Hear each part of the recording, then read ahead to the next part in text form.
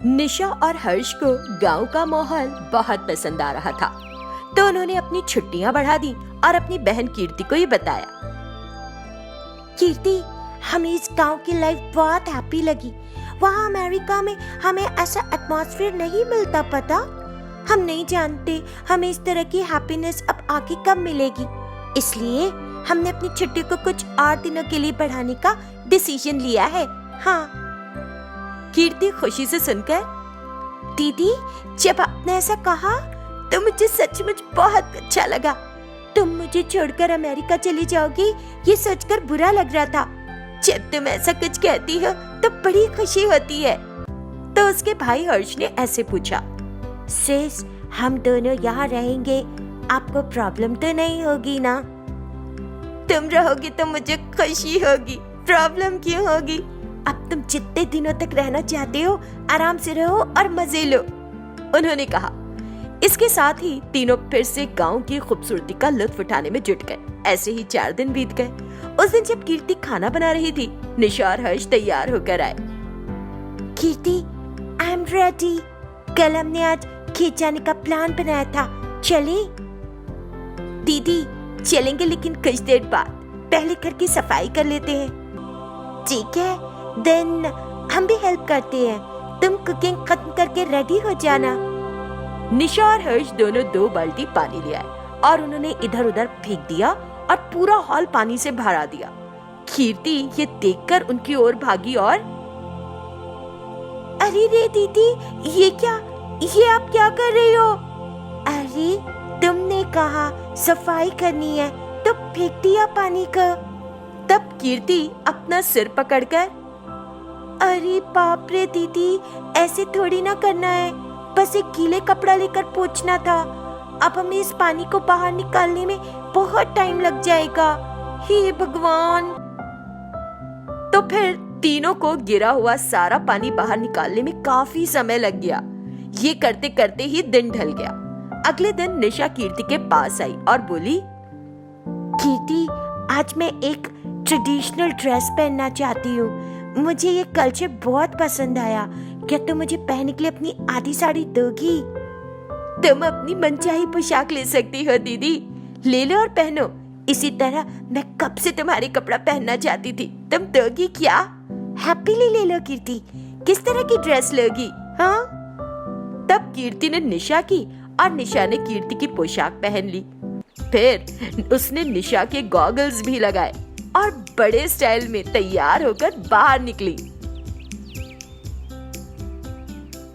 दीदी, ये बिल्कुल फिट आई है मुझे और कितनी स्टाइलिश दिख रही है ना?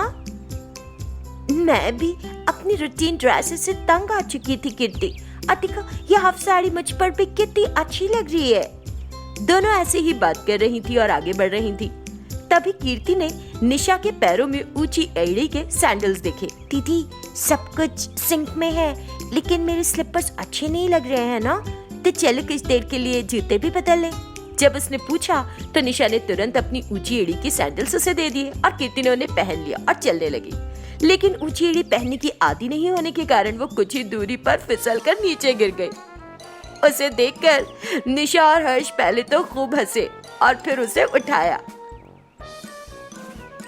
कीर्ति, पहले तुमको इस तरह के सैंडल्स पहनने में डिफिकल्टी होगी, कुछ दिनों बाद अच्छा लगेगा तुम्हें। बाप रे, मैंने विदेशी सैंडल पहन लिया और गिर पड़ी, कमर दर्द हो रही है। तीनों फिर इस बात पर हंस पड़े और आगे बढ़ गए। ऐसे ही दिन बीत रहे थे। निशा को कीर्ति के घर में खाना बनाने में और सफाई करने में अच्छा लग रहा था। कीर्ति भी लैपटॉप पर गेम खेलना सीख रही थी और अपना समय बिताती थी। जब सब ऐसे चल रहा था तो निशा और हर्ष के डैड ने उन्हें एक दिन फोन किया और 1 हफ्ते में अमेरिका वापस आने के लिए कहा।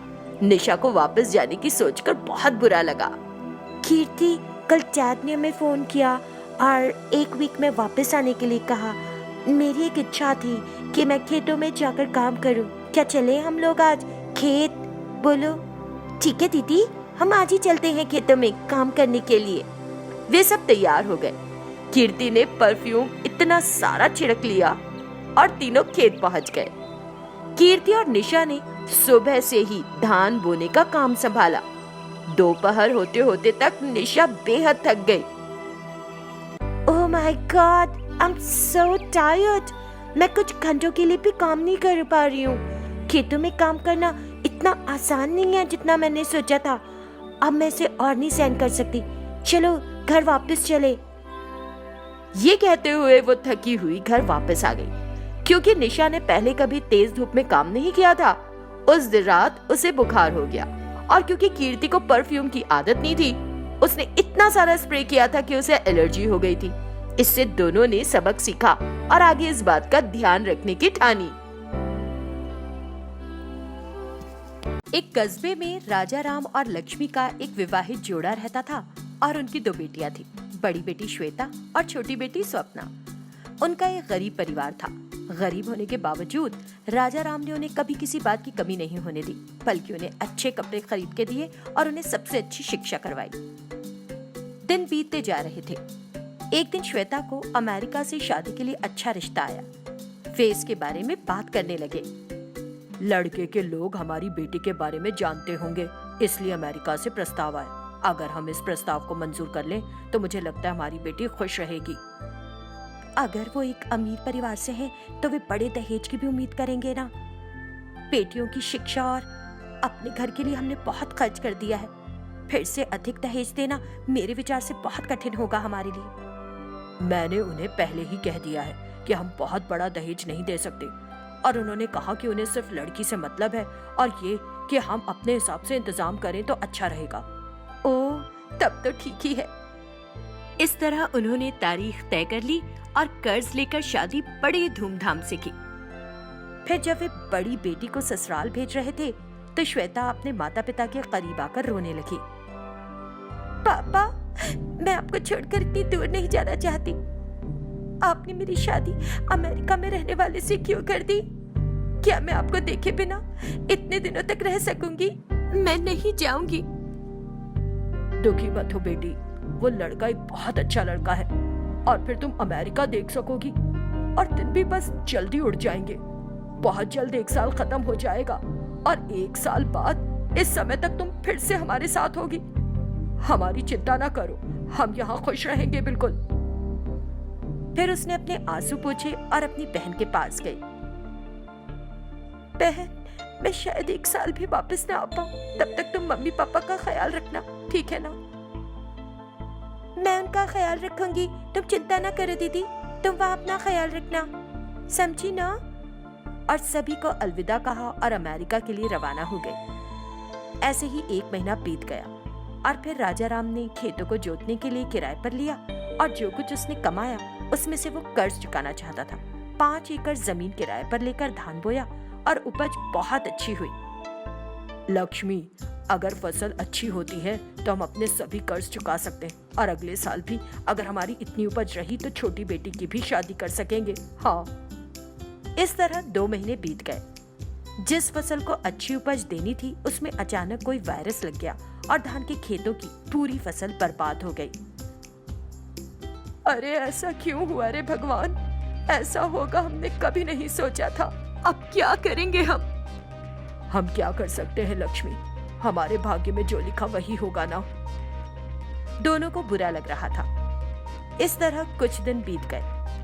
फिर कर्ज देने वाले लोग रोज उनके घर आने लगे और उनके घर के सामने आकर चिल्लाने लगे। उन्हें इस पर बहुत शर्मिंदगी महसूस हुई। वे बहुत बुरा और असहाय महसूस कर रहे थे। देखिए जी, रोज जब ये लोग आकर हमें कर्ज चुकाने के लिए कहते हैं तो बहुत अपमान लगता है। तुम एक बार दामाद जी से बात क्यों नहीं करते? बस एक बार कोशिश तो करो। 6 महीने भी नहीं हुए हैं और अगर हम उनसे कर्ज मांगते हैं तो हमारी बेटी के जीवन पर गलत असर पड़ेगा।